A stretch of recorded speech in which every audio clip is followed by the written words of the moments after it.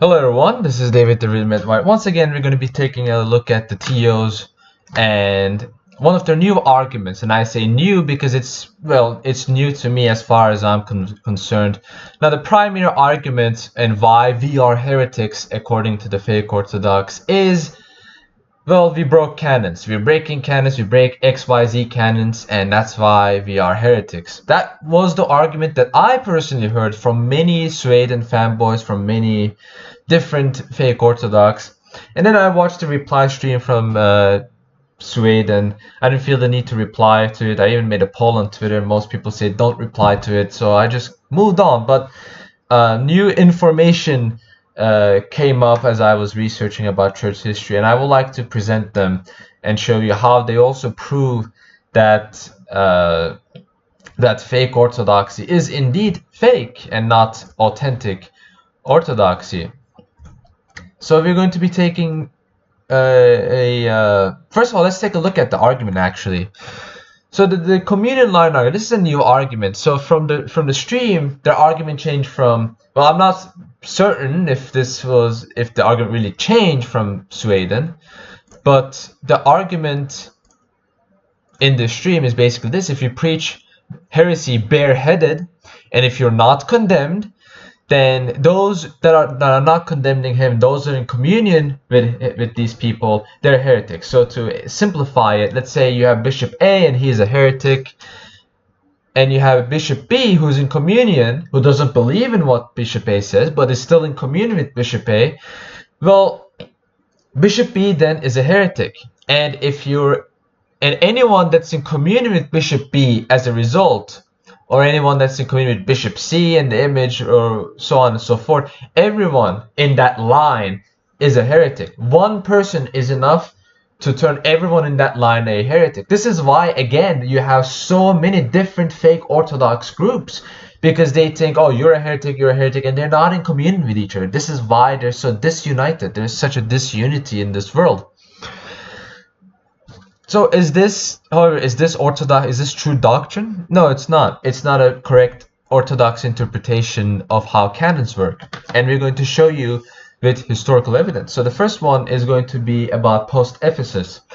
Many students of Theodoret of Mopsuestia, after the Council of Ephesus and after the reunion of Alexandria and Antioch, which they were not in communion until 433, after the union, after John of Antioch accepted the council, accepted what St. Cyril said, pretty much, not all of it, but pretty much accepted most of the things he said, many people in that community, they were still preaching double subject in Christ. They were still preaching Nestorianism.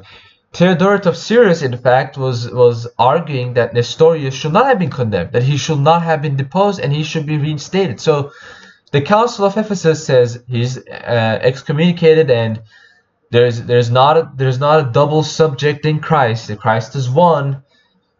In spite of the Council of Ephesus saying all of this, years later, what do you get? Well, you still get people doubting it. You still get people bareheaded, openly preaching against the council, just like the Council of Nicaea with Eusebius of Nicomedia. But I'm not going to go too much into detail with that. So that itself, now, if you take a look at the bishops, well, Bishop Theodoret of Cyrus and many of the people who had the same Nestorian idea, they were still in communion with John of Antioch. And John of Antioch was in communion with Saint Cyril, and they were in communion with the rest of the Orthodox world. So by that logic, the entire church was in heresy. So where were the true Orthodox that were saving us? Unless you want to become a Baptist and use the trail of blood argument that Baptists use, well, you can't really convince us. So the church wasn't in heresy. So this historical event vindicates real authentic orthodoxy. Another event that the reply stream talked about was St. Gregory the Elder. Now, St. Gregory the Elder, they mentioned St. Gregory the Elder, but they seem to have missed the point that I was trying to make.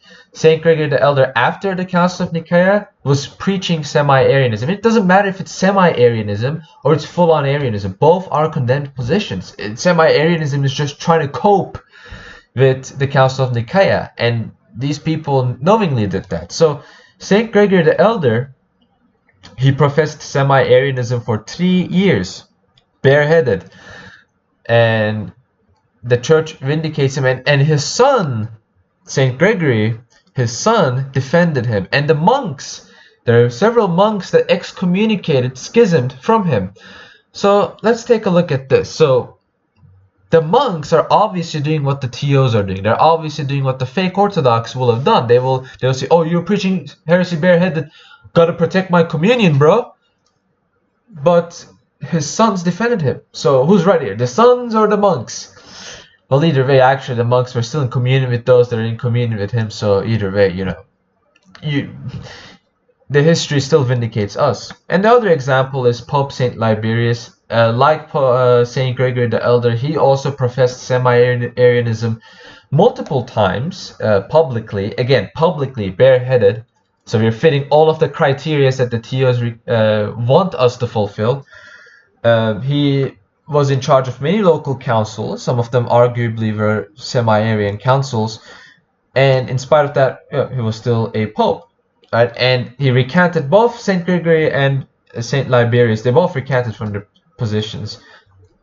Ironically, the Roman Catholic Church doesn't recognize Saint Liberius, but the point I'm trying to make here ultimately with this video is that you have all of these historical events that vindicates our church, and it shows that your church is not correct in schisming because of the calendar issue, or from Sergianism, which 100 years ago there was a worse form of Sergianism, 200 years ago.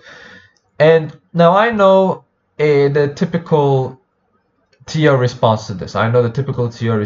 They will use the First, Second Council, Canon 15. Well, here's the problem. The rules of that canon didn't apply during that council. You have to admit that canon was always true even before that council. If you say that canon, the truth of that canon was created in that council, then you have a totally screwed up epistemology, a totally screwed up ecclesiology. For example, we have dogmas, we have canons regarding the divinity of Christ.